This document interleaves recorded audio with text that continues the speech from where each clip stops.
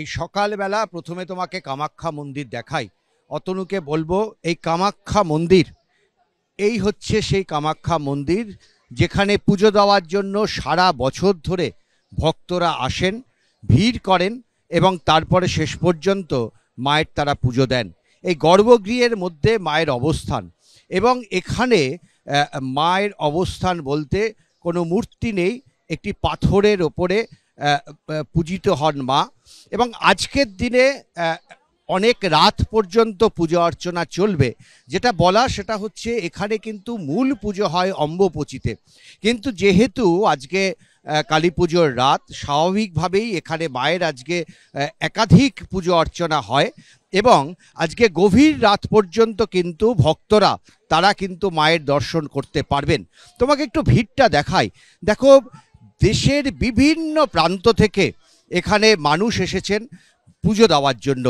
দল মত বর্ণ গন্ধ সব নির্বিশেষে এখানে মানুষের উপস্থিতি। সারা ভারতবর্ষ থেকে মানুষ আসেন বিশেষ করে আজকের দিনটাতে এখানে পুজো দেওয়ার জন্য এবং সকাল 5টা থেকে দীর্ঘ লাইন পড়ে এবং একের পর এক গিয়ে মায়ের গর্ভগৃহে তারা পুজো দেন। তুমি দেখতে পাচ্ছ অতনু যে ছবি দেখাচ্ছে, এই গোটা মন্দির চত্বরে জুড়ে প্রচুর মানুষের ভিড়। এখানকার অন্যতম বৈশিষ্ট্য হচ্ছে যে এখানে কিন্তু কোনো পুজোর আচার বলে কিছু নেই। যে যেভাবে মাকে ডাকেন, যে যেভাবে মায়ের প্রার্থনা করেন মায়ের কাছে, সেইভাবেই কিন্তু মা পুজো নেন। এটাই কিন্তু এখানকার প্রচলিত রীতি। অর্থাৎ এই চত্বরে দাঁড়িয়ে কেউ হাতে ডালি নিয়ে মায়ের কাছে পৌঁছে যাচ্ছেন, কেউ বা শুধু মন্দির প্রদক্ষিণ করে মায়ের কাছে তার যে কামনা বাসনা, তার যে আকাঙ্ক্ষা, সেগুলো তারা ব্যক্ত করছেন। এইভাবেই কিন্তু চলতে থাকে। এখানে হচ্ছে মানুষ প্রদীপ জ্বালান।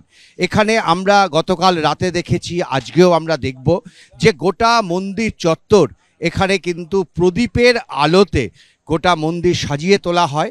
হাজার হাজার প্রদীপ জ্বালানো হয় গোটা মন্দির জুড়ে এবং সেখানে ভক্তরা ঘন্টার পর ঘন্টা ধ্যানে মগ্ন থাকেন। এটাই হচ্ছে এই কামাখ্যা মন্দিরের সবচাইতে বড় বৈশিষ্ট্য।